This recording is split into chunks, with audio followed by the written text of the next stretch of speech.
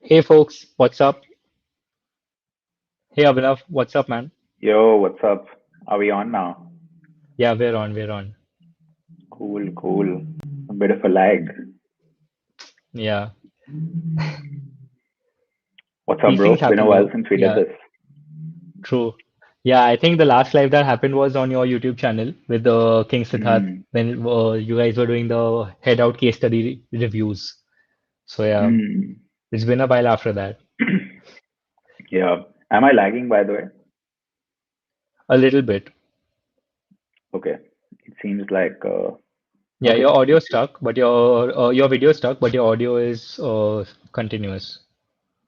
Cool, cool. Awesome, man. Um, so let's wait for a sec. I'm just gonna make things work. Give me a Yeah, bit. sure. Hey folks, in the meantime, uh, welcome to Whiteboard.fm. This is our 19th live, and today we are launching a new website. We've launched it on Product Hunt, and today we're celebrating it. So, for all those who know what Whiteboard.fm is, it's a product and design podcast that we've created in which we speak to folks who are in the industry. That includes from interns to senior folks. And we talk about their experience and hiring processes in the companies and how they got hired, how they got started off as an intern, what projects they worked on, their design processes, and so on and so forth. And today we've launched on Product Hunt. Last I checked, like 10 minutes ago, we were product number two. But yeah, Nice, nice. Awesome, bro. We have a bunch of people coming in. So what I want to quickly start with for the people who are watching, firstly, welcome. Welcome to the channel.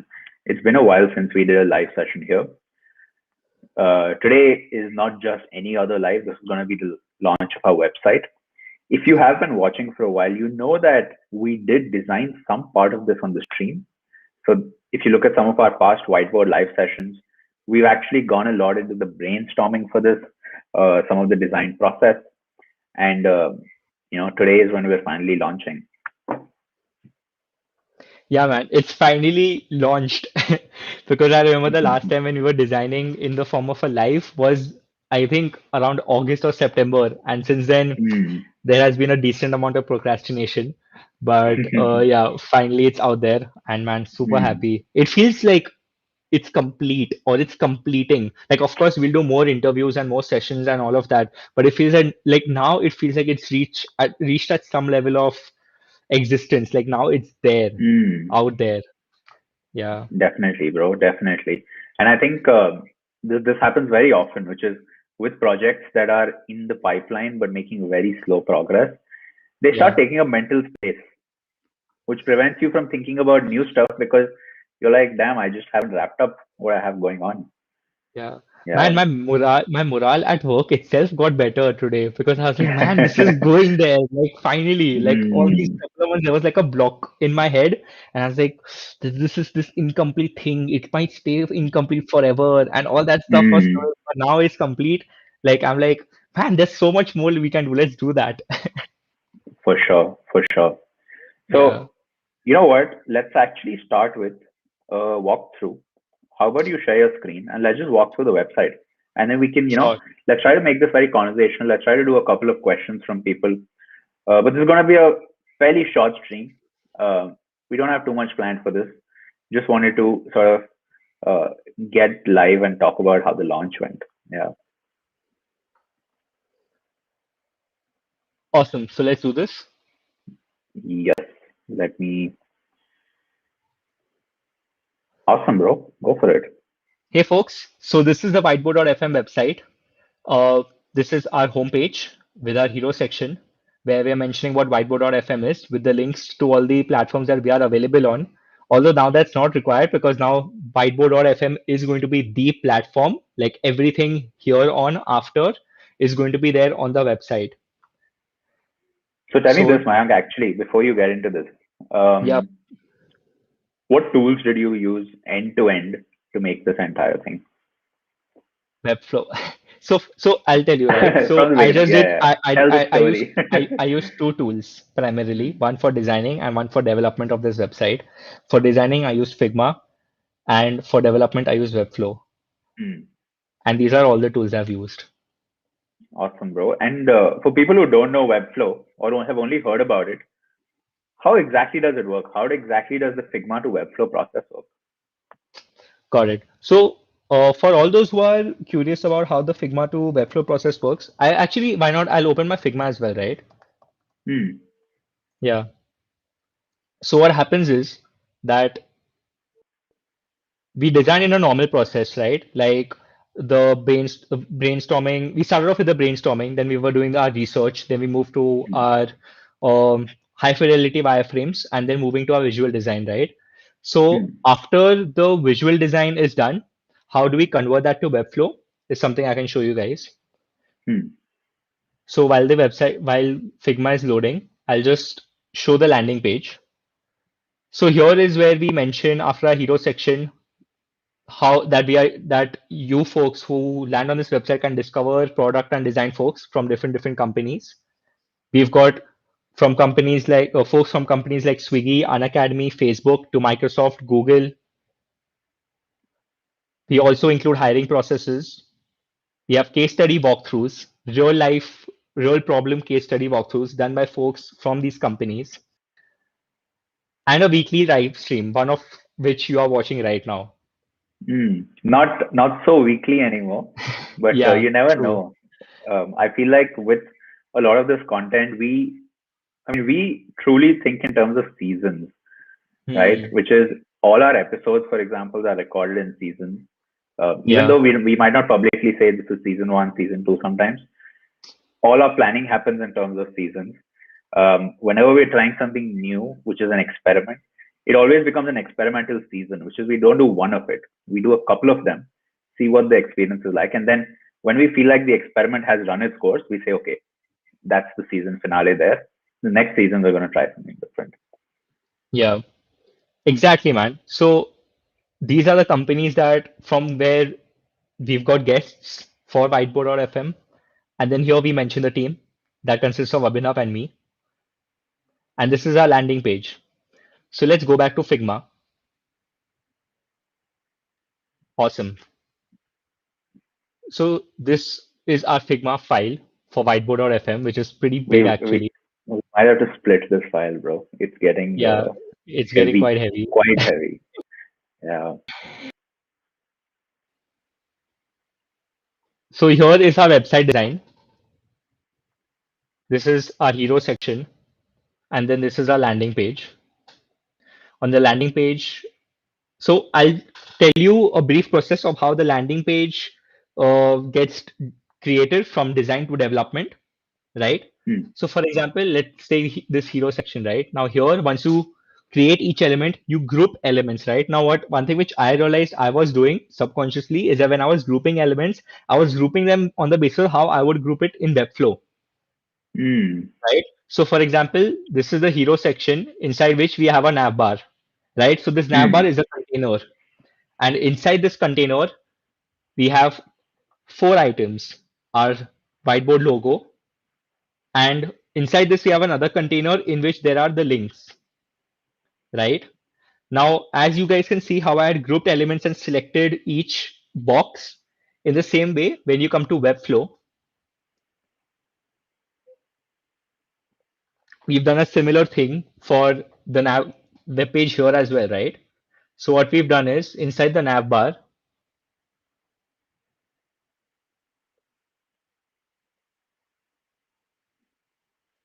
we have our logo, we have our links, and I show the Hmm. container the way in which these links are meant, the way in which they're put into compartments or grouped, right? So this is our navbar inside which we have a big container called a div.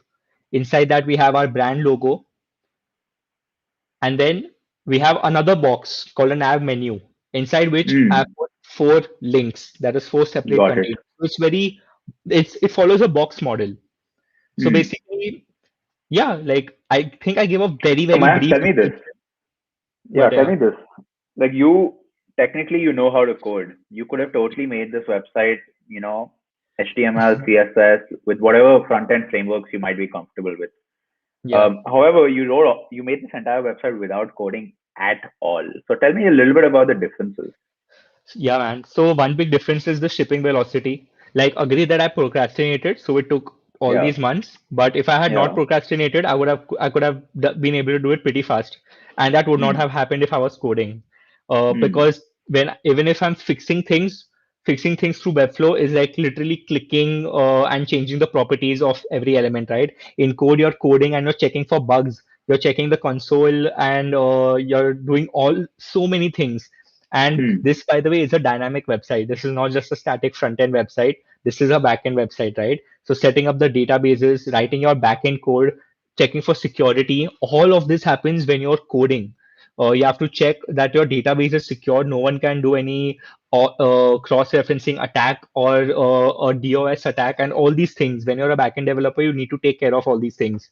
But when you're doing Webflow, all that's taken care of because Webflow itself is mm, a platform, right? It takes care of the security and all of this. And if there are any vulnerabilities, it gives you an alert that, hey, this might lead to an error or there are possible issues in your website. And mm. yeah, like there was barely anything to worry about in the back end. It was mainly just database filling, and the front end was done pretty fast because when you're creating collections, for Hmm. example, and you create a collection, you design the page for one of the collection items. All Hmm. the other items of the collection get those properties immediately. So tell me You this, could do that. Mayank. Now that, Yeah, yeah, now that I mean, I've been using Webflow for a couple of years, so I 100% understand what you're talking about.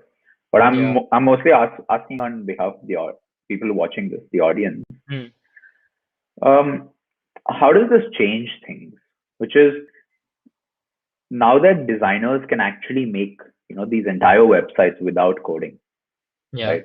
In fact, most people who haven't used Webflow think that you can do a part of it with Webflow. Well, literally, this entire thing is Webflow, right? The yeah. entire website, everywhere you go. And so, how do you think this changes things for designers now that they can make full websites as well? Man, so it changes a lot of things because when you're, for example, if you're freelancing, you don't just need to be a person who designs. You can also be a freelancer who can say like, hey, I'll just create this entire platform for you, not just design. So you take up the role of a developer as well in that sense, Hmm. right? And also, this is when you're freelancing, right? But when you're doing your own personal projects, now you can actually ship your own personal projects. There is no blocker in your way that, hey, man, I wish I had a developer friend or I wish I knew a developer who's ready to agree to get this made in this much amount. You don't need any of that. Just invest it in yourself, in your own Yeah. Webflow subscription or a Webflow plan, and you can create Hmm. it yourself. Yeah. So the from concept to actual build, it gets so much faster, and it gives you so much Hmm. more independence as a creator. Yeah. And I think there's something I want to talk about, which is a lot of I feel like Indian folks want to get into Webflow. However, the blocker, right, is that they're like, dude, it's a paid tool, right? And Yeah, usually when somebody says this, I'm like, it is a paid tool, but think about this. When you are a freelancer, when you are a designer, you're making work for these clients. Now, what you can say is instead of just the design, which is I'm going to give you the design, you can't do anything with it. You're saying I'm going to take this project to the end, which is I'm going to actually help you launch it as well by actually building the website. And now, without Webflow, the way you would do this is you would get a friend on board or you would hire a developer. So you would, let's say, get a project for this much amount. You would keep this much, you would pay this much, this thing, and then you have some profit that you make. Most people are like, like, hey, Webflow is a paid tool. But, the way I want you to think about this, anybody who's considering Webflow or they're like, it's not that good because it's paid, think about it this way. Hiring a developer would cost you at least 10,000 rupees a month minimum, yeah, right? If you're in the US, hiring a developer would cost you at least $1,000 to $2,000 a month minimum. In fact, very rare that you'll be able to find a good developer for 10,000. So the actual numbers somewhere closer to 30,000 to 60,000 rupees a month. With Webflow, you are paying $15 or $20 a month, which is like 1,000 rupees. yeah, Think of it as you are getting, instead of paying this person this amount and now they're unreliable or you don't know, you have to manage them. With Webflow, you can get all of this done. So it's almost like you now have these additional superpowers. It's almost like the client, in a lot of cases, doesn't even need to know that you're using Webflow, because most clients don't care so much about stack. Some of them do, but most of them are like, dude, I just need a website. Tell me what's best, right? Because the minute you start researching, you're like, oh fuck, there's WordPress, there's this thing with hosting, Google domains, GoDaddy is pushing these products on me. These guys are doing that. And as a freelancer, your role is that of a problem solver. You're solving these problems that the client has, which includes telling them what they should use. So a lot of times what you can actually do is you can just make it in Webflow, and you can even export the code. So you can export clean code that you can actually give to developers if they want to take it further. Or you can export clean code and host it somewhere else. You can host it for free on GitHub pages. Or you can, if you're already paying for hosting for other websites, you can host it there. So Webflow is amazing that way. And, in terms of performance, or even with SEO, I can tell you this: uisources.com, completely made with Webflow. What you need to do, right? Right now, I want you to open Google and search for TikTok screenshots. Now think about Oh man. how competitive of a keyword that is. TikTok screenshot. You have fucking news sites who've written articles on TikTok comparing. I want you to search for TikTok screenshots and go to the images tab, and you'll find my face there. You'll find top three results. You'll find, in that first page itself, you'll find 2 or 3 links from UI sources. So what that means is it's not that Webflow will magically take care of SEO, but if you know what you're doing, to the end user, it's indistinguishable. They do not know what's happening under the hood. So love Webflow for those reasons. Yeah, it's crazy, man. I actually checked it, and within the 2 rows, there are like 4 images of UI sources. Yeah. Yeah, Bro, there's a lot man. of news articles Amazing. that are using these images, and suddenly my face is like everywhere. Like, I recently posted this tweet of Yeah. there's an app which got 1 million downloads. It's this Android app called TikTok Downloader or something. 1 million downloads. Oh. Screenshots I scrolled. US was of course cropped out the image, but it's my face over there with like some cat filter or something. But then Nice. the main reason for that is US also just has amazing SEO. Yeah.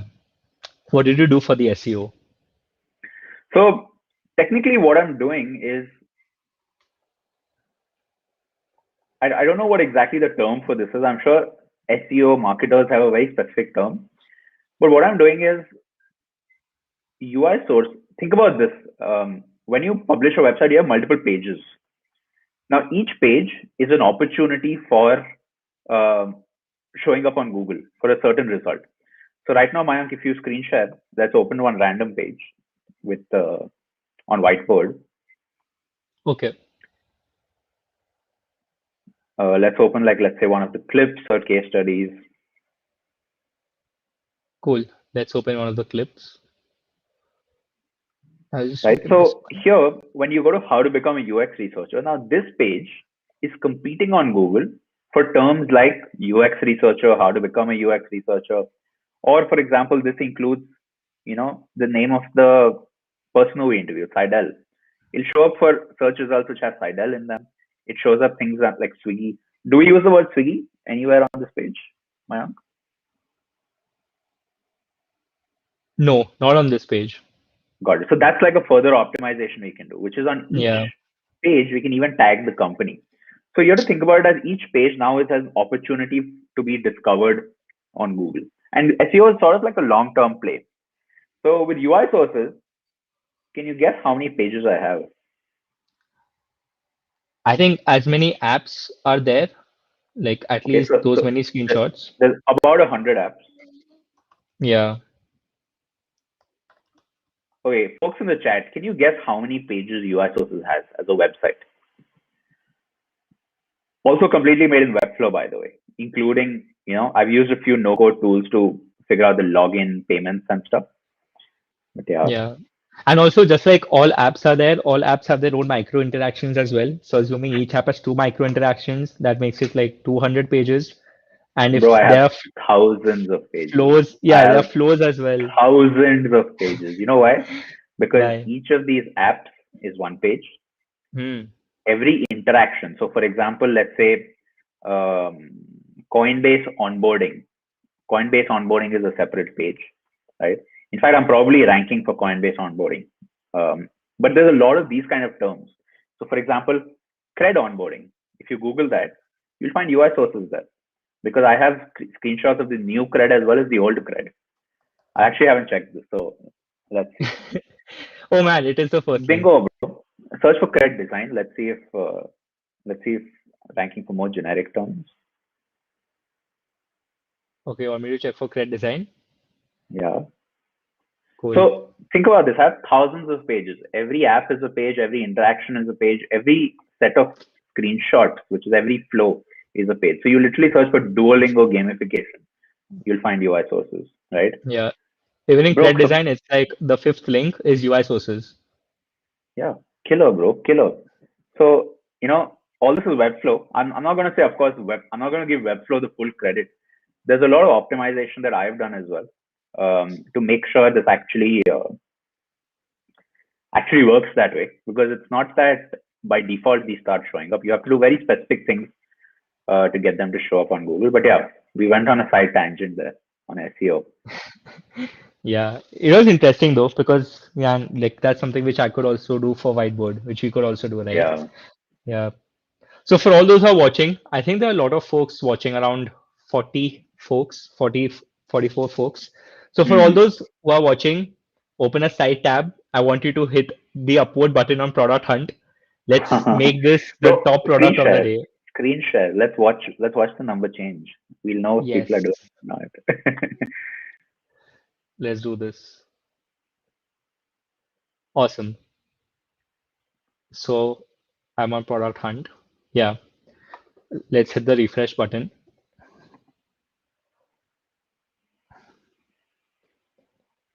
Yeah, I think we've crossed 100. Yeah, we've reached Hmm. 123, and we're the So third product of the day. can you zoom into that top right corner? We're literally number three product of the day, and it's not even we're not even done with the day. We're only like halfway through. Yeah. But man, like you can see the upvotes there. We've got a bunch of like Ryan Hoover has upvoted this. Yeah, we got Ryan Um, Hoover who upvoted it. yeah, freaking founder of Product Hunt. Amazing. Yeah. So Mayank, let's talk a little bit about the future. All right. What's the scene? I feel like this marks the start of a new season. Like not season in traditional terms, but a lot is going to change now that we have this. Let's brainstorm. Yeah. What are some of those things? What are you thinking? Hmm. So I had the discussion with Ansh as well today. Ansh reached out actually after the product hunt launch, and when he Hmm. was discussing that, man, there should be like a panel amongst junior designers in terms of what are their learnings and what questions are being asked, and whether they are the right questions that are being asked in the industry, right? Because majority of the content design community, content creators, or people who are out there are senior folks. You, Siddharth, Hmm. Saptarshi, all you guys are senior folks who have years of experience, right? But there are very few junior designers who are out there, also because there might be a fear of, hey, if we say something wrong, we might be taken in the wrong way, that hey, who is this person just saying something. But we were discussing things and we felt like there is a certain requirement of junior designers also stepping up and being like, okay, we will make mistakes, but that does not stop us Hmm. from going out there and making our learnings, right? So I was thinking Hmm. of like, now this is an idea which we've been discussing a lot of times. It comes and goes, right? Regarding doing hosting things like design roundtables Hmm. with junior designers and so on and so forth. But that's never took off. So that is something which I was thinking that we could start doing. Another thing which we are thinking of doing is, I don't know if it's if it's for everyone or if it's just for the cohort folks, but creating 10K designers workshops, right? Hmm. So now we could create them as 10K designers workshops, or we could do it as whiteboard workshops, because whiteboard is a 10K designers podcast, right? Hmm. So we could do that as well. Workshops is another thing. Apart from that, I was thinking that um doing another set of episodes, interviews, because I feel like now the content that was there, like everyone's Hmm. absorbing as much as it, and they're actually now the way we are getting a response from Product Hunt as well, I feel like there is a demand for it. and that we should go like even more further, do more interviews, and level up the Yeah. game in terms of interviews as well. So yeah, Mm. but I think I agree. Different formats. One of them is workshop. Second is a panel, right? Doesn't necessarily have to be a case study showcase or a design review. Could just be a discussion Yeah. of what experiences they have felt in the companies and what they felt was right or what they wanted to question amongst the group. So Mm. yeah. Also, I think we can start bringing folks from the. What do you think? I was thinking we could start bringing folks from the 10K designers master classes who have graduated and are working in companies, and they could do exclusive sessions on Whiteboard as well. Mm. Yeah, man, definitely. I am also thinking around the workshops angle, Yeah, which is I think it could be kind of fun to do similar live sessions, what we're doing right now, all of you who are watching this, exactly like this, but do it in a way where there can be some deeper interaction. So, for example, let's say we do a session on, um, actually, don't know. I have to think deeper about this. But let's say we do a session on a very particular topic. We can actually do like a 1 day workshop or a weekend workshop on that thing, you know, go deeper into it. For example, I'll take a specific one. I want to go a little deeper into some of the aspects around business. I hmm, think one of the big gaps that we're seeing is designers don't really understand how they are affecting the business metrics. yeah, So people who are watching right now, if you feel this is true, please post true in the chat. If false, I might be wrong. Feel free to post false as well. But let's take that as an example. Business. I think there's a lot of sessions we can do on business for designers, which is not just things like side hustle, freelancing, making more money with higher value clients, but also things like how do you within a company communicate with business teams better, right? yeah, Because I see in the chat Jake says Chris Doe has a whole course, 100%, and love that, love the kind of topics they get into. However, one thing I've always felt is culturally it is kind of different in India. India is not really the same. Like clients here are not really the same as let's say American clients. Styles of working, work ethics, the expectations, very different from Indian clients. And I sort of feel like most people get burnt when they don't know this. First few projects, you always face these issues. Uh, but this, but most people actually don't. So I think most people don't realize that there are a lot, you can get a lot of high value clients even in India, right? There are agencies in India that charge 40 to 60 lakhs per project, right? There are freelancers in India who make that same amount of money. I don't know if with Indian clients or not, but definitely with American clients. And I think the kind of place we are as designers, we shouldn't limit ourselves to the country we were born in, right? yeah, Design is a global skill. People all over the world need apps, they need websites, they need digital products, digital experiences. So really want to do more around, actually not just business. There's a bigger point we're touching on, which is how do you see yourself as a global designer? How do you participate in the global design economy? Whether that's projects, whether that's remote companies, or even connections. Yeah. yeah. For sure, man. Refresh that Because page, bro. Refresh that page. I want to see 123. What does that yeah, jump to? I think it jumped to some number. I saw it jump. Okay, it only jumped to 130. 130. Not fair, man. Not cool, guys. Still Gotta hit number that three. button. Yeah. Yeah. Yeah, I was saying that absolutely true, man. Like because one thing also I'm realizing is that during this COVID period, I saw a lot of designers who used to work at companies. They left their jobs and they started their own design agencies, right? Hmm. Like one of my colleagues at the Minimalist, when I was interning there, one of my seniors there, she has started her own agency, Ishita. She started Beyond Design, Hmm. and another one of our common friends, he hasn't made it public yet, but he's also starting his agency.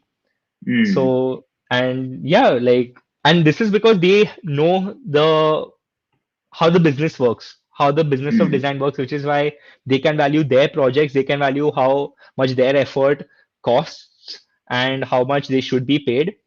And yeah, I feel finance is also an important skill for not necessarily in terms of stock markets or mutual funds, but in terms of how the business of design works, so that you can value it better for yourself. Because if you don't know how much your skills actually value, you won't be able to set. You'll be undervaluing it and won't be able to set the right price for it yourself.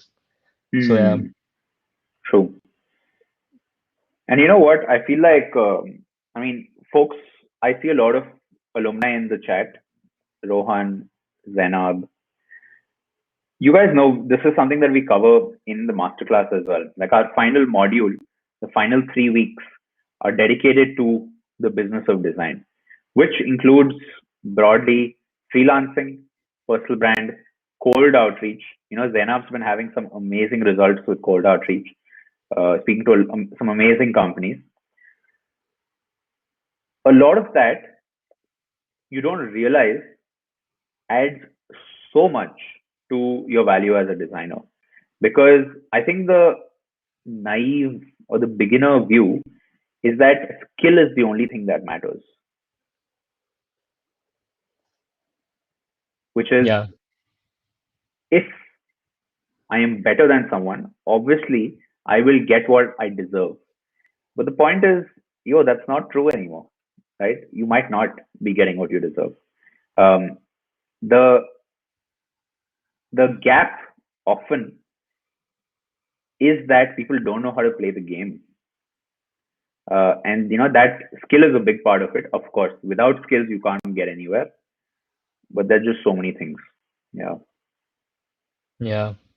Which is nice actually, as long as people are knowing, like once people start realizing that the compounding is not just on a designer level, design tools level, design skills level, but the compounding in terms of development. You can start learning Webflow and learn how to code and ship your products. Then you learn Mm, about business, pricing models, and all of that. And then you learn how to monetize things, right? mm, And that way, you won't realize when you change roles, when you level up, right? From a designer to a creator to a founder and so on and so forth. Like you yeah, don't realize that you're learning the skills to be able to do all these things. true. In fact, Rohan is in the chat. Rohan and Parth, both of them, they started an agency. So both of them, folks who might not know, they're they're cohort one alumni. Um, they did a lot of freelance stuff individually as well. But Rohan and Parth ended up starting a design agency. They met in the cohort, and it's amazing. It's amazing to see that, because honestly, designers today need to understand that you have so many paths available in front of you.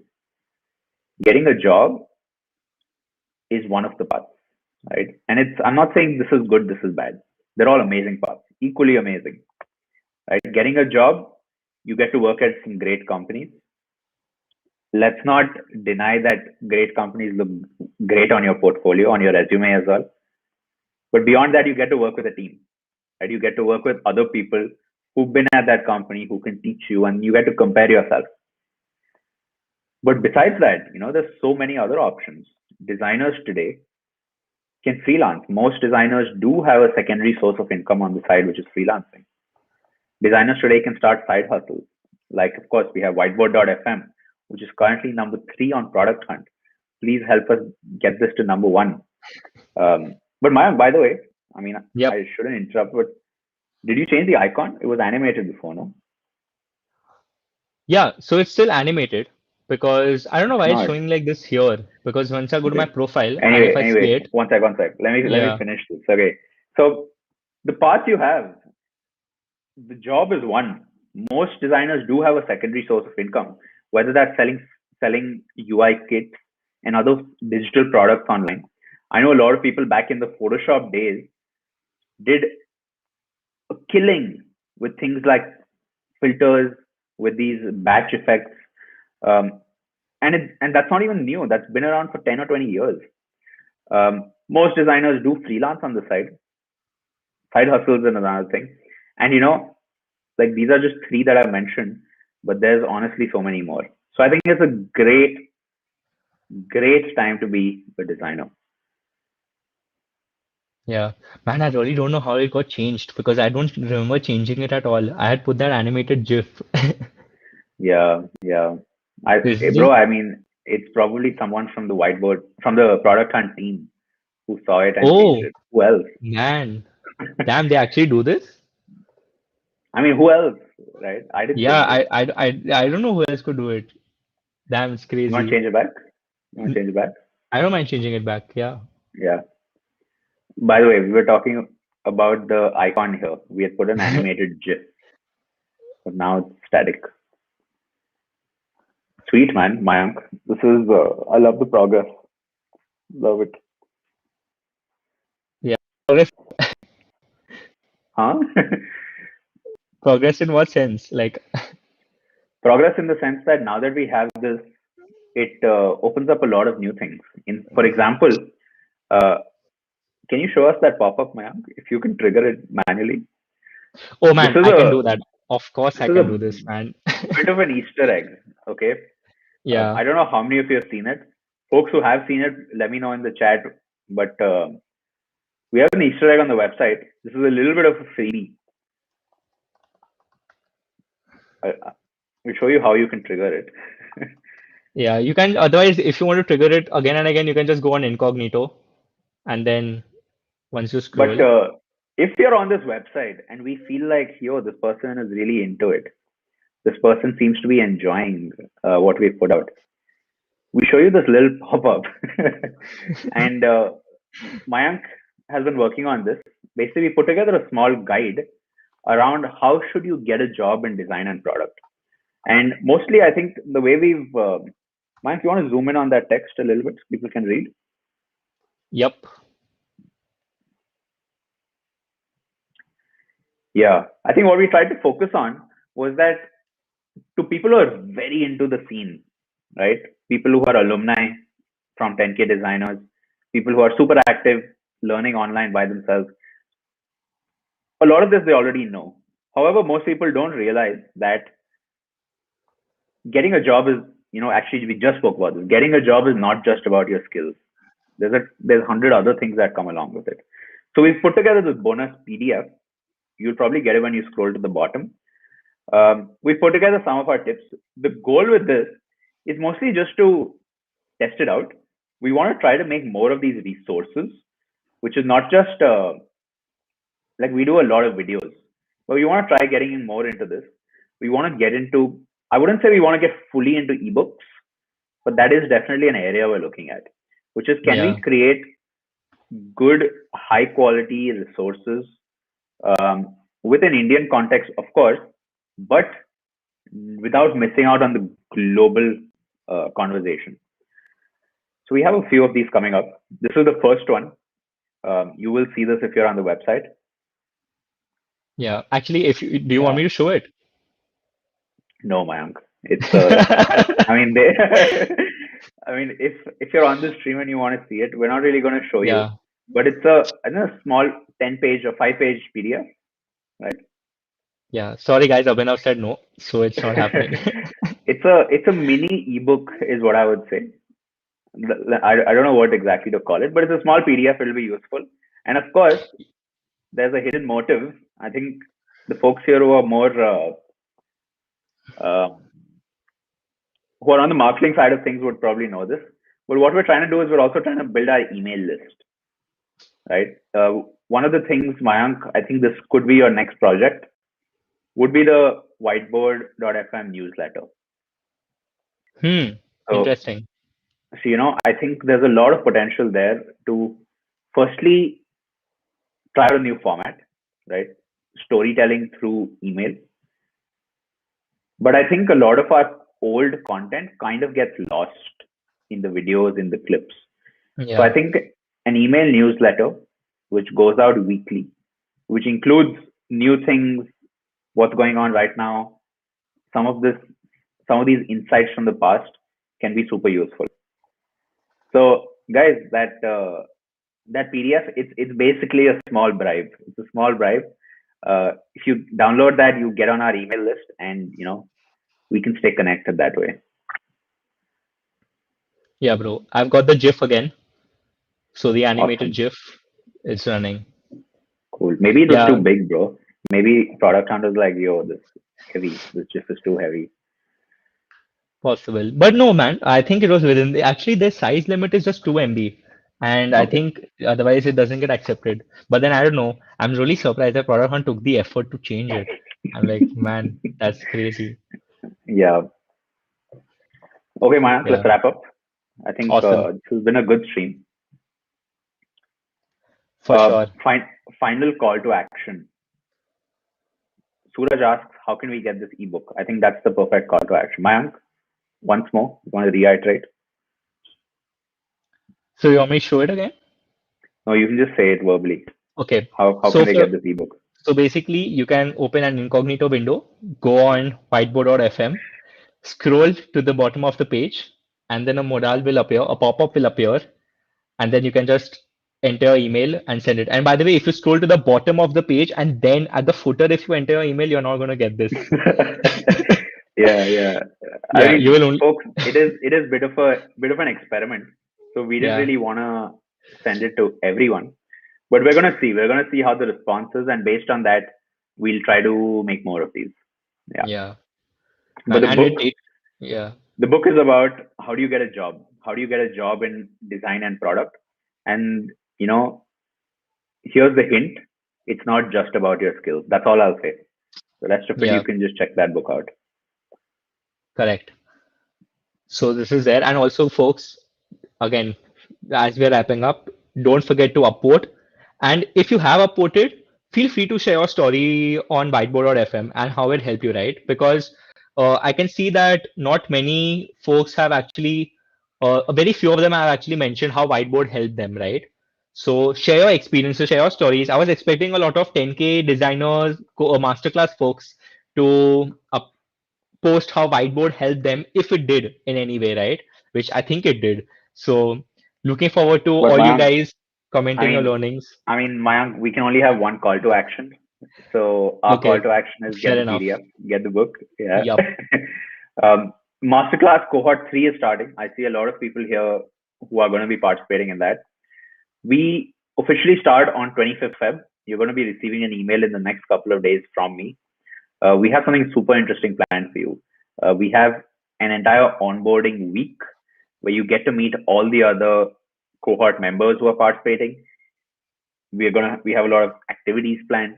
We've got sessions with the mentors. It's going to be super fun. I don't think we've done an onboarding week before, but Yeah. I'm really looking forward to this. Yeah, Yeah. Looking forward to meeting the cohort members as well because this time we have a slightly bigger cohort and we have so many IMs. Like that's going to be so a many crazy mentors. Yeah, experience. Yeah. yeah, Going to have a lot of mentors. awesome, Man, super excited. awesome, man. Okay, thank you all for joining. Have a great evening. We'll see you somewhere else on the internet. See you folks. Bye bye. Bye.